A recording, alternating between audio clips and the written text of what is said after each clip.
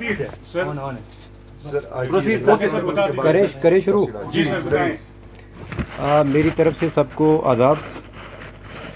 आज के इस प्रेस ब्रीफ के हवाले से मैं ये बताता चलूँ आपको कि 29 मार्च को आप सब लोगों ने पहले भी उसको काफ़ी कवरेज दी है। एक बच्ची का जो लाश मिलती है हमें खुरामा गांव, जो Lolab police station Lolab area में है और पुलिस स्टेशन लालपुरा का एरिया पड़ता है। वहाँ पे एक लकड़ी के शेड में, जिसमें हम लकड़ी स्टोर करके रखते हैं, वहाँ पे एक डेड बॉडी मिलती है। प्राइमा फेशी लगता है कि बच्ची का जो है वो गला काटा गया है और उससे उसकी डेथ हुई है। बहरहाल रात का वक्त था और उसके दूसरे दिन जब सुबह के टाइम पोस्टमार्टम करवाया गया तो एक डिस्कशंस डॉक्टर के साथ जो हुई और प्रिलिमिनरी जो पोस्टमार्टम रिपोर्ट उनके हिसाब से ये पता चलने लगा कि बच्ची का गला भी घोंटा गया है, क्योंकि उसके कुछ ऑर्गन्स पे जो ब्लड वो ज़्यादा था और जिससे जो डॉक्टर्स का अपना बताने का तरीका होता है, उन्होंने ये भी असेस किया कि शायद बच्ची का जो गला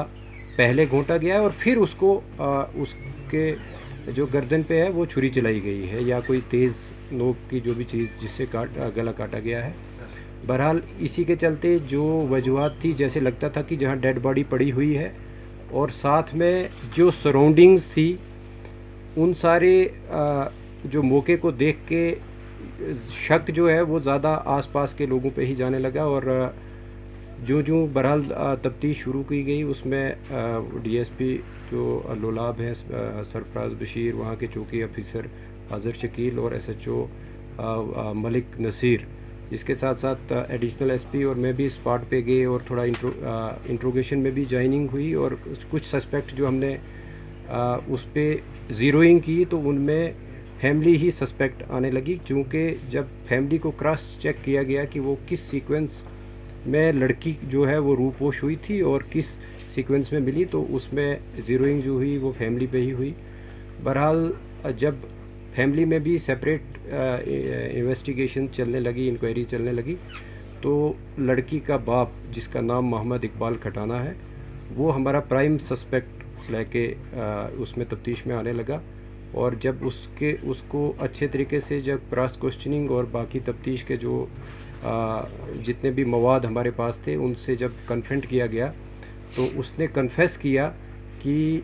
इस छोटी बच्ची जो कि मोहम्मद इकबाल की ही बच्ची है, उसका जो मर्डर है वो उसने खुद किया है, बाप ने किया है। और उसको हमने हिरासत में भी फॉर्मली अरेस्ट किया। और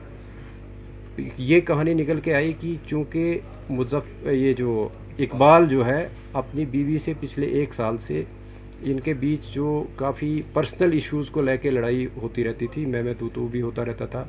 इवन फिज़िकल असॉल्ट भी होता रहता था। इसी शाम को जब 29 तारीख को जब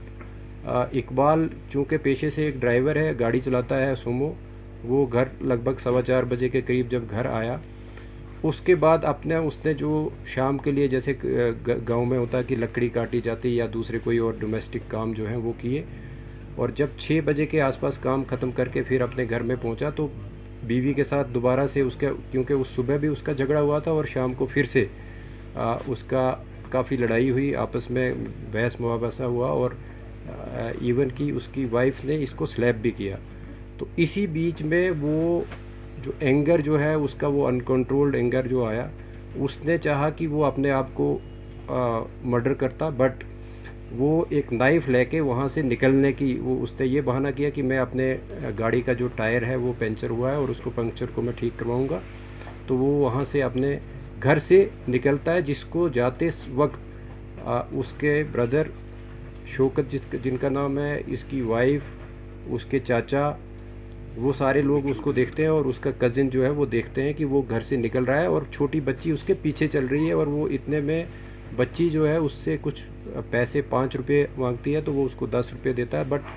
वो पीछे नहीं देखता है और बच्ची उसको फॉलो करती है, जिसको काफ़ी और भी हमारे पास गवाह हैं जिन्होंने उसको बच्ची को फॉलो करते हुए देखा। और वो गाड़ी में ही बच्ची जो है इकबाल के साथ बैठ गई।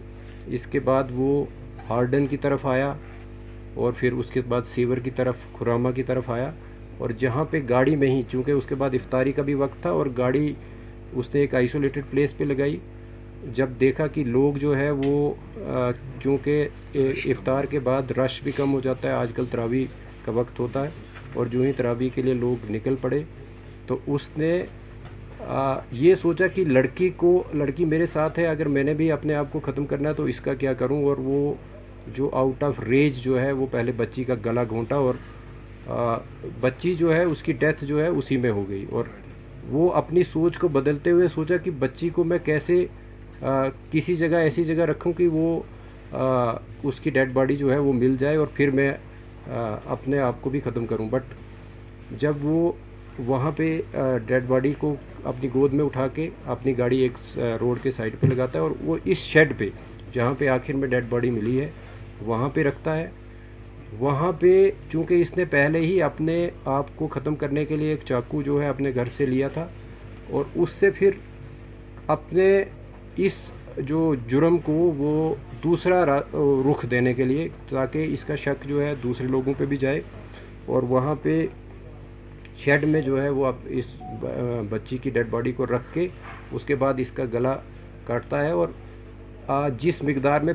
अदरवाइज़ एक ज़िंदा आदमी का ब्लड निकलना चाहिए उतना नहीं उससे निकलता, वो हमने मौके पे भी देखा है।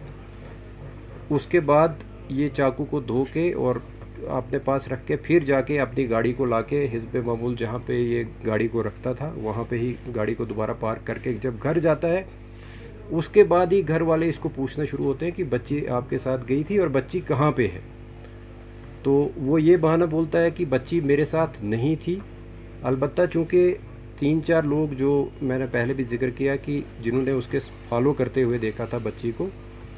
तो वो भी उसको कन्फ्रंट करते हैं, और इस बीच वो एक और बहाना बना के वो दूसरे उसमें उलझन में अपने आप को जो ख़त्म करने की कहानी को छोड़ के दूसरे उसमें रूप में आके और बच्ची को ढूंढने के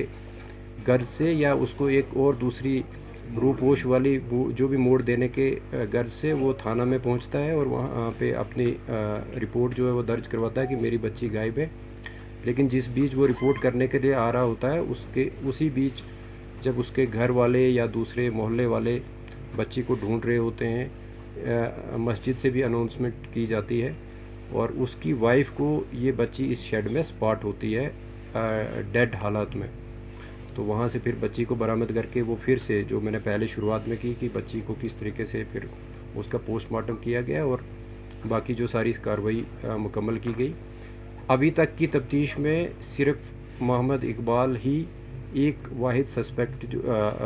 वाहिद मुलजिम जो है वो सामने उभर के आया, ट्रांसपायर हुआ है इन्वेस्टिगेशन में, और उसी को गिरफ़्तार भी किया गया है। जिस चाकू से उसने बच्ची का गला काटा था वो भी उसने फिर किचन में एक और मखसूस जगह पे छुपा के रखा था, वो भी बरामद किया गया है। इसके साथ साथ उसके कपड़े जिन पे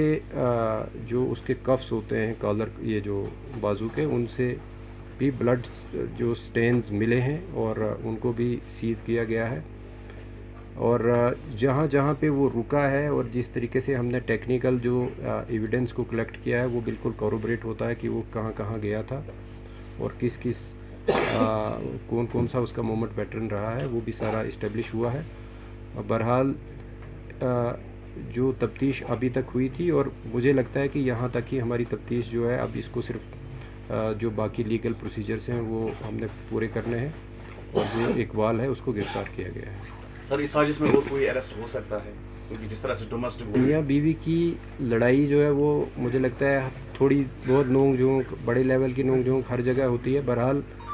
ये जुर्म जो है, क्योंकि मर्डर है, तो मर्डर में या तो इंटेंशन आपकी देखी जाती है या नॉलेज देखा जाता है कि आप जो काम कर रहे हो क्या इससे किसी की डेथ हो सकती है या आपकी पहले से किसी को मारने की गर्ज हो। तो चूँकि इकबाल ने जब गला घोंटा है अपनी बेटी का, तो उसको तो ये ज़ाहिरी तौर पे मालूम था कि मैं गला घोंटूंगा इसकी डेथ होगी। तो अभी तक की तफ्तीश में सिर्फ एक ही जो एक्यूज़ड है वो इमर्ज हुआ है, जिसका नाम इकबाल है, और जो कि उस बच्ची का जिसकी डेथ हुई थी उसका फादर है। मैं ज़्यादा नहीं बता सकता कि ड्रग एडिक्ट था या नहीं था, बट चर्स वगैरह पीता हो तो उसका हम नहीं कह सकते हैं। बट जो सिंथेटिक ड्रग्स वगैरह के हवाले से टेस्ट भी करवाया गया है, उसमें कुछ नहीं ऐसा आया है। क्या सर पुलिस के पास